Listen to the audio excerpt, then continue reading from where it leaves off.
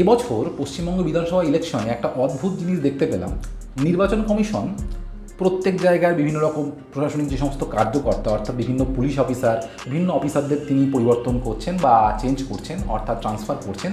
তার সঙ্গে সঙ্গে ভোটের দুদিন আগে থেকে সুরা সম্পূর্ণরূপে বন্ধ করে দেন, অর্থাৎ সহজ ভাষায় মদ বন্ধ করে দেন। এর প্রভাব কতটা পড়তে পারে বলে মনে হয় পশ্চিমবঙ্গের ভোটের উপর?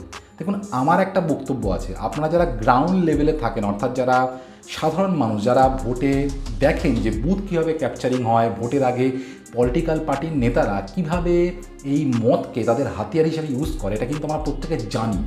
আমি যে অঞ্চলে বাস করি সে অঞ্চলে কিন্তু এটা খুবই সাধারণ ব্যাপার যে ভোটের সময় পার্টির কার্যকর্তা বা লো লেভেল নেতাদেরকে বিভিন্ন পলিটিক্যাল পার্টির তরফ থেকে মদ বিতরণ করা হয়। শুধুমাত্র মদ নয়, তার সঙ্গে সঙ্গে অন্যান্য বিভিন্ন রকমারি খাদ্য প্রোভাইড করা হয় যাতে তারা সেই পার্টির হয়ে কাজকর্ম করে এবং ভোটটা তাদের পক্ষে দেয়। তো এটা 100% ট্রু যে মদ দিয়ে কিন্তু বা সুরা দিয়ে কিন্তু পার্টির বিভিন্ন কর্মকর্তা বা বলতে পারেন নর্মাল লোকাল ভোটারদের কিন্তু প্রভাবিত করার চেষ্টা করা হয়। ট্রু। তো এটা বন্ধ করে দেওয়া হয়েছে ভোটের দুদিন আগে থেকে। যদিও আমার মনে হয় যে বন্ধ করে খুব একটা লাভ হবে বলে আমার পশ্চিমবঙ্গে মনে হয় না, কারণ ফার্স্ট ফেজে মানুষ বুঝতে পারেনি, কিন্তু সেকেন্ড ফেজে মানুষ কিন্তু ব্ল্যাকে এই সুরা বা মদ কিনবে। তো এর প্রভাব থাকবে।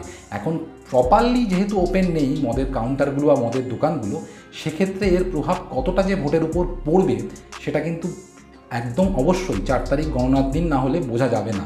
তবে আমার মনে হয় ভোটের সময় মদ বন্ধ করা অবশ্যই একটা উপযুক্তমূলক কাজ নির্বাচন কমিশন নিয়েছে। আপনাদের কি মনে হয়? আপনারা কিন্তু অবশ্যই কমেন্ট করে জানান।